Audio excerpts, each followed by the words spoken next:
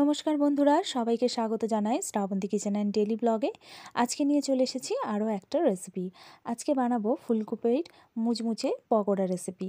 খুব সহজেই আর সহজ পদ্ধতিতে কম সময়ের মধ্যেই এই রেসিপিটি আপনারা বানিয়ে ফেলতে পারবেন।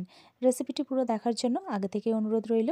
তো এখানে আমি একটা মিডিয়াম সাইজের ফুলকপি নিয়ে নিয়েছিলাম। এটাকে আমি আগে থেকেই ছোট ছোট পিস করে কেটে রেখেছি। প্রথমে আমি একবার ধুয়ে নিয়েছিলাম, আবারও আমি এর মধ্যে জল দিয়ে দিলাম। দিয়ে এর মধ্যে দিয়ে দেব সামান্য পরিমাণ নুন।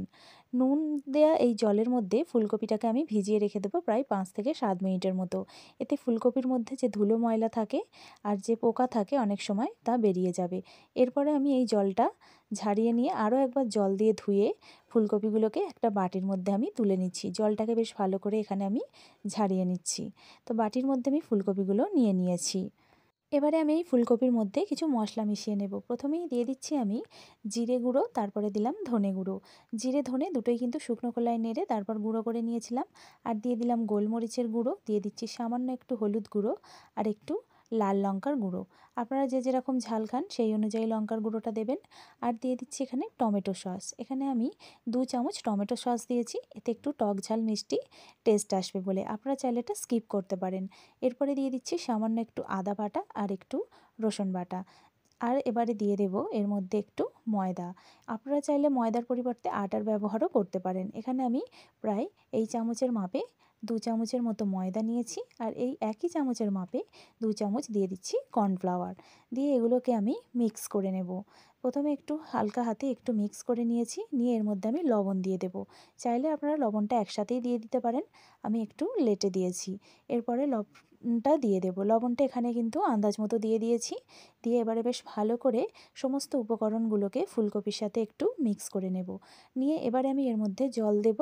এখানে আমি জলটা খুব সামান্য পরিমাণেই দেব, খুব বেশি জল লাগবে না। তো এখানে আমি জলটা কিন্তু একসাথে দিইনি, থেকে থেকে জলটা দিয়েছি।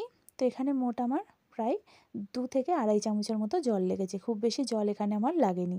বড় চামচের মাপে এখানে জলটা নিয়েছিলাম। তো এবারে বেশ ভালো করে হাত দিয়ে মেখে নিচ্ছি। আর দেখুন ফুলকপির গায়ে মশলাগুলো বেশ ভালো করে মিশে যাচ্ছে। এখানে অবশ্যই একটু লক্ষ্য রাখার বিষয় এটা, যে ফুলকপির গায়ে মশলাটা যেন বেশ ভালো করে কোট হয়ে থাকে, যেন পাতলা খুব বেশি বা খুব বেশি মোটা না হয়। তো দেখুন ফুলকপির গায়ে কিন্তু যথেষ্ট পরিমাণ মশলা লেগে আছে। তো এটাকে আমি রেস্টে দিয়ে দিলাম 10 মিনিটের মতো। 10 মিনিট পর আপনাদের দেখাচ্ছি, এটা 10 মিনিট রেস্টে ছিল। এবার আমি কড়াতে তেল বসিয়ে দিয়েছি। তেল বসিয়ে এবারে তেলটাকে বেশ ভালো করে আমি হিট করে নিয়েছিলাম হাই ফ্লেমে। তারপরে ফুলকপির মাখানো ফুলকপিটা এর মধ্যে আমি দিয়ে দিচ্ছি। তো একটা একটা করে আমি ছেড়ে দিচ্ছি। তেলের এখানে কিন্তু দেখতেই পাচ্ছেন খুবই গরম আছে, এখানে একদম হাই ফ্লেমে রেখে দিয়েছি। এরপরে আমি এটাকে মিডিয়াম ফ্লেমে করে দেব। তবে হাই ফ্লেমেই তেলটাকে গরম করে নেবেন। আর চেষ্টা করবেন যেন মিডিয়াম ফ্লেমে রেখে রান্নাটা করার, একদম লো ফ্লেমে দেবেন না। হাই টু মিডিয়ামের মধ্যে চেঞ্জ করে করে পুরো রেসিপিটা আপনারা বানাবেন। তো এবারে আমি এগুলোকে একটু চামচের সাহায্যে একটু ছাড়িয়ে ছাড়িয়ে দিচ্ছি, কারণ গায়ে গায়ে লেগে গিয়েছিল।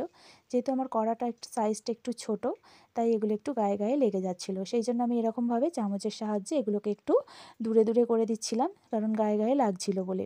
তো দেখুন এখানে কিন্তু আমি মিডিয়াম ফ্লেমে দিয়ে রেখেছি। আবারও আমি এটাকে একটু উল্টে দেব। আর এর রঙটাও দেখুন প্রায় চেঞ্জ হতে শুরু করে দিয়েছে। তো আবার আমি চামচের সাহায্যে একটু এগুলোকে উল্টে পাল্টে দিচ্ছি। এক পিঠ করে হয়ে গেছে। এরকম করে প্রায় 1 থেকে 1.5 মিনিটের মতো একটু উল্টে পাল্টে এগুলোকে ভেজে নেব। আবারও আমি মিডিয়াম ফ্লেমে এটাকে দিয়ে রেখেছিলাম 1 মিনিটের মতো এরকমভাবে ডুবো তেলে ভাজা হতে। এরপর আমি ছাঁচা দিয়ে এগুলোকে আমি বেশ ভালো করে তেল ছাড়িয়ে ছেঁকে তুলে নিলাম। তো দেখুন বন্ধুরা, ইজিলি কিন্তু 1 কোট আমার ভাজা হয়ে গেল। এরপরে আমি একই রকমভাবে এই তেলের মধ্যে বাকি যেগুলো রয়েছে সেগুলো দিয়ে দেব। ফুলকপি মাখানো এই মশলাটা কিন্তু বেশ ভালো করে ফুলকপির গায়ে মাখিয়ে নেবেন। শেষের দিকে বাটিতে যে এক্সট্রা মশলা ছিল সেগুলো এর গায়ে বেশ ভালো করে মেখে নিয়েছি। যদি এক্সট্রা মশলা থাকে সেগুলো কিন্তু আপনারা পরে অন্য কোনো রান্নাতে ব্যবহার করে নিতে পারবেন।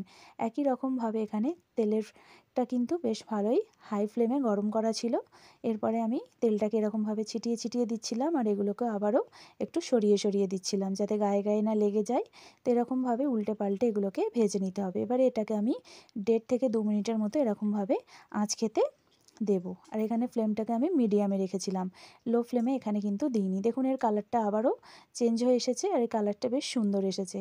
এবারে আমি এগুলোকে উল্টে দিচ্ছি আস্তে আস্তে। যারা পিওর ভেজ খান তারা কিন্তু অবশ্যই এখানে রসুন বাটাটা অ্যাভয়েড করতে পারেন। রসুন ছাড়াও কিন্তু এটার টেস্ট ভীষণ সুন্দর হয়। আপনারা চাইলে এখানে রসুনের পরিবর্তে এখানে চাট মশলা দিতে পারেন, তাহলেও এর টেস্টটা বেশ চটপটে আসবে। যারা পিওর ভেজ খান তারা রসুনটা পুরোপুরি অ্যাভয়েড করে যেতে পারেন। আর যারা একটু ঝাল ঝাল পছন্দ করেন তারা চাইলে কিন্তু এখানে কাঁচা লঙ্কা বাটা দিয়ে দিতে পারেন। তো বন্ধুরা, এটা আমি উল্টে পাল্টে ভেজে নিয়েছি। এবারে আমি তেল থেকে ছেঁকে নিয়ে এটাকে বেশ ভালো করে তেল ঝারিয়ে এটাকে তুলে রাখছি।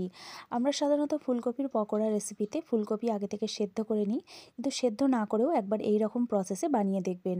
আশা করি আপনাদের ভালো লাগবে। আর দেখুন এটা কিন্তু খুব ক্রিস্পি হয়েছে, খুব ইজিলি এটা বানানো যায়। আর বাড়িতে থাকা ইনগ্রিডিয়েন্টস দিয়ে হাতের কাছে খুব সহজেই কিন্তু এই রেসিপিটা আপনারা বানিয়ে ফেলতে পারবেন। তো দেখুন আমি বানিয়ে ফেলেছি মুচমুচে ফুলকপির পকোড়া রেসিপি। সসের সাথে গরম গরম পরিবেশন করছি ফুলকপির পকোড়া রেসিপিটি কেমন লেগেছে অবশ্যই কমেন্ট বক্সে জানাবেন। ভালো লাগলে একটি লাইক করবেন। এরকম রেসিপি দেখতে চাইলে আমার চ্যানেলটিকে সাবস্ক্রাইব করবেন, পাশে থাকা বেল আইকনটি অবশ্যই প্রেস করবেন। থ্যাংক ইউ সো মাচ বন্ধুরা রেসিপিটি দেখার জন্য।